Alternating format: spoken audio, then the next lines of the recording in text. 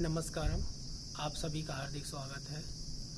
आज हम जिस विषय पर चर्चा करेंगे वह विषय है योग आसनों के सामान्य दिशा निर्देश। जब हम आसनों का अभ्यास करते हैं तो उसके कुछ दिशा निर्देश होते हैं जिसका पालन करना हमको आवश्यक होता है ताकि हम योग आसनों को अच्छे तरीके से कर सकें और जिससे हमारा शरीर उन योग आसनों के अभ्यास को करने से लाभ प्राप्त कर सके। इन दिशा निर्देशों को हम 3 भागों में विभाजित कर सकते हैं। पहला है योग आसनों के अभ्यास के पूर्व हमको क्या करना चाहिए। दूसरा है योग आसनों का अभ्यास करते समय हमको क्या करना चाहिए। तीसरा है योग आसनों के अभ्यास के बाद हमको क्या करना चाहिए। अब पहले भाग के बारे में हम चर्चा कर लेते हैं। पहला भाग है योग अभ्यास के पूर्व या योग आसनों के अभ्यास के पूर्व हमको क्या क्या करना चाहिए। सबसे पहले है जब हम सुबह उठे तो अपने शरीर हमारी जो दैनिक क्रियाएं हैं, मल मूत्र का विसर्जन कर ले। हमारा पेट साफ होना चाहिए, खाली होना चाहिए। उसके बाद ही हमें योग आसनों का अभ्यास करना चाहिए। उसके बाद समय सुबह का समय सबसे अच्छा होता है क्योंकि उस समय वातावरण शांत होता है। तो अगर उस समय हम आसनों का अभ्यास करेंगे तो हमारा मन भी शांत रहेगा और हम अपने मन को आसनों में ज़्यादा केंद्रित कर पाएंगे और आसनों को और अच्छे से कर पाएंगे।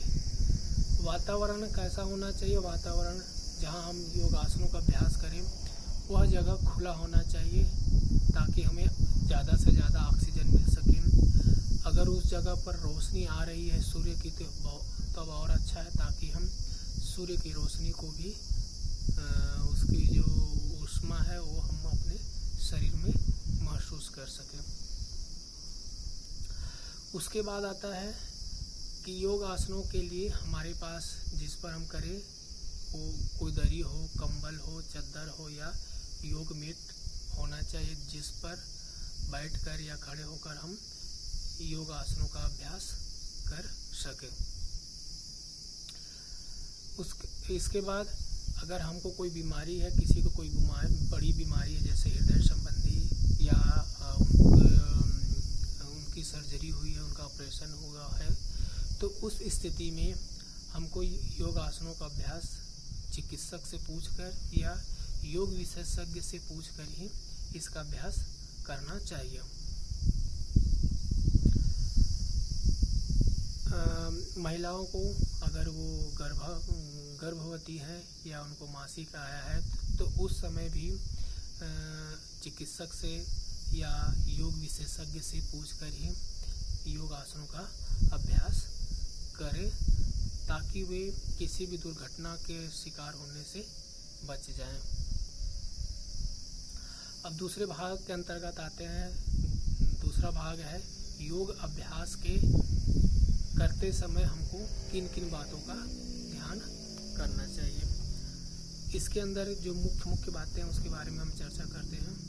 जब भी हम योग आसनों का अभ्यास करेंगे तब हमें मंत्रों के साथ, प्रार्थना के साथ योग आसनों का आरंभ करना चाहिए। इन प्रार्थनाओं को या मंत्रों को उच्चारण से हमारा मन शांत होता है, शिथिल होता है, तनाव रहित होता है, एकाग्र होता है। तो जब हमारा मन शांत, शिथिल और एकाग्र होगा तो हम योग के जो आसन है उसको हम अच्छे से कर पाएंगे। योग आसनों के अभ्यास के दौरान अपने सांसों के प्रति सजगता बनाए रखनी है। यंत्रवत नहीं करना है, सांसों के साथ योग का अभ्यास करना चाहिए। योग आसनों के करते समय सांसों की जो क्रिया है लेने और छोड़ने की उसमें परिवर्तन नहीं करना चाहिए जब तक कि योग विशेषज्ञ के द्वारा यह ना बोला जाए कि आपको सांस रोकना है या छोड़ना है। तो इसलिए हर आसन में आप सामान्य सांस ले सकते हैं, जब तक कि विशेष निर्देश न दिया जाए कि इस आसन में आपको सांस लेना है और इस आसन में आपको उसको रोक के रखना है। जब तक ऐसा न बोला जाए तब तक सामान्य सांसों के साथ ही हम योग आसनों का अभ्यास कर सकते हैं। इसके बाद अपने शरीर को ढीला रखना चाहिए, उसमें कड़ापन नहीं होना चाहिए, सख्त ना हो। अगर कड़ा कर देंगे तो हम योग आसन का अभ्यास अच्छे से नहीं कर पाएंगे। आसनों का लाभ मिलने में समय लगता है, इसलिए धीरज के साथ, धैर्य के साथ लगातार आसनों का अभ्यास करना चाहिए ताकि हम उसका लाभ ले सकें। आसनों की समाप्ति ध्यान के साथ, मौन के साथ, शांति पाठ के साथ करना चाहिए।